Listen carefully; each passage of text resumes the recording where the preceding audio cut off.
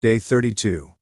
Deuteronomy 32:48-33, Deuteronomy 32:48-52, NKJV. Then the Lord spoke to Moses that very same day, saying, Go up this mountain of the Abarim, Mount Nebo, which is in the land of Moab, across from Jericho, view the land of Canaan, which I give to the children of Israel as a possession. And die on the mountain which you ascend, and be gathered to your people, just as Aaron your brother died on Mount Hor and was gathered to his people. Because you trespassed against me among the children of Israel at the waters of Meribah Kadesh, in the wilderness of Zin, because you did not hallow me in the midst of the children of Israel. Yet you shall see the land before you, though you shall not go there, into the land which I am giving to the children of Israel. Deuteronomy 33:1-29 NKJV. Now this is the blessing with which Moses the man of God blessed the children of Israel before his death. And he said, The Lord came from Sinai, and dawned on them from Seir. He shone forth from Mount Paran, and he came with 10,000s of saints. From his right hand came a fiery law for them. Yes, he loves the people, all his saints are in your hand, they sit down at your feet, everyone receives your words. Moses commanded a law for us, a heritage of the congregation of Jacob, and he was king in Jeshurun, when the leaders of the people were gathered, all the tribes of Israel together. Let Reuben live and not die, nor let his men be few. And this he said of Judah, Hear, Lord, the voice of Judah, and bring him to his people. Let his hands be sufficient for him, and may you be a help against his enemies. And of Levi he said, Let your Thummim and your Urim be with your Holy One, whom you tested at Massah, and with whom you contended at the waters of Meribah, who says of his father and mother, I have not seen them, nor did he acknowledge his brothers, or know his own children, for they have observed your word and kept your covenant.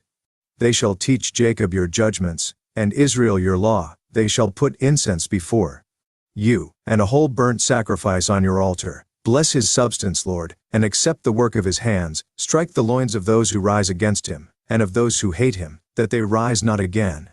Of Benjamin he said, The beloved of the Lord shall dwell in safety by him, who shelters him all the day long, and he shall dwell between his shoulders. And of Joseph he said, Blessed of the Lord is his land, with the precious things of heaven, with the dew, and the deep lying beneath, with the precious fruits of the sun, with the precious produce of the months, with the best things of the ancient mountains, with the precious things of the everlasting hills, with the precious things of the earth and its fullness, and the favor of him who dwelt in the bush.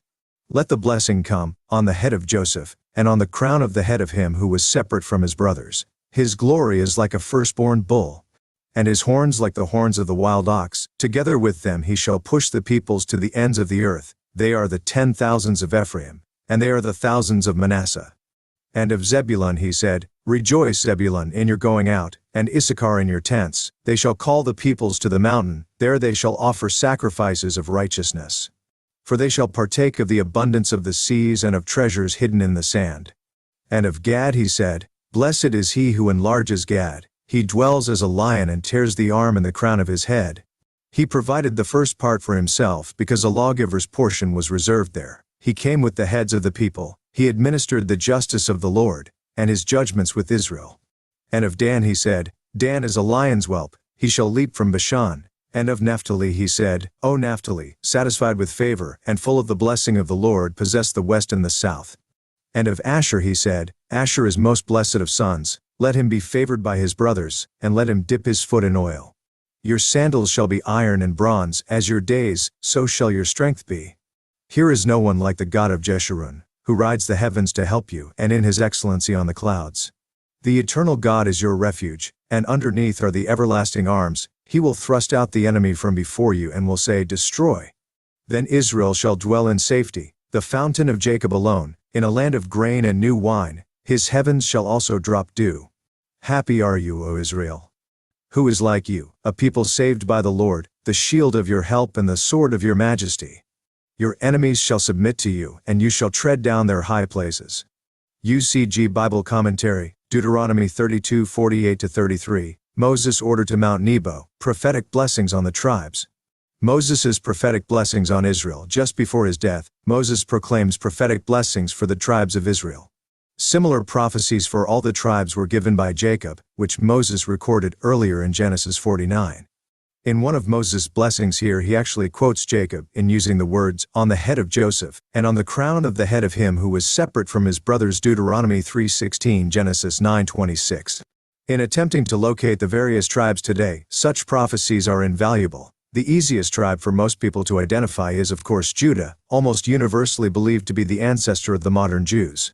Considering the history of the Jewish people, including the modern state of Israel, the prophecy that the Jews would have many enemies has certainly proven to be valid. Deuteronomy 33:7.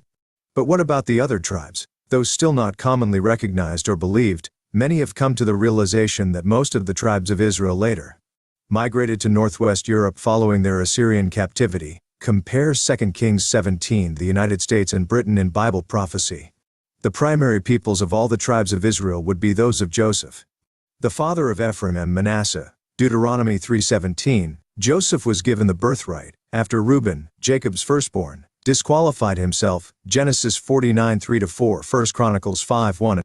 Among those who accept the truth of the Israelite migrations to northwest Europe, Joseph is commonly understood to be the forefather of the English-speaking peoples of the United States and the former British Commonwealth. Identifying the other tribes is more difficult, as there are not nearly as many biblical and historical clues to go on. Nevertheless, they apparently may be found among such nations as France, Switzerland, Belgium, the Netherlands, Ireland, Denmark, Sweden, Finland, Norway, and Iceland. Simeon, not mentioned in Deuteronomy 33, and Levi were to be scattered throughout the other tribes. Genesis 49:5-7. Though Levi was given the job of teaching God's truth to his people. Deuteronomy 33:8-10. Verse 27 contains a wonderful promise to Israel that certainly applies to the spiritual people of God today and always. The eternal God is your refuge, and underneath are the everlasting arms. This reminds us that God will be there to catch us when we fall, if we devote our lives to serving Him.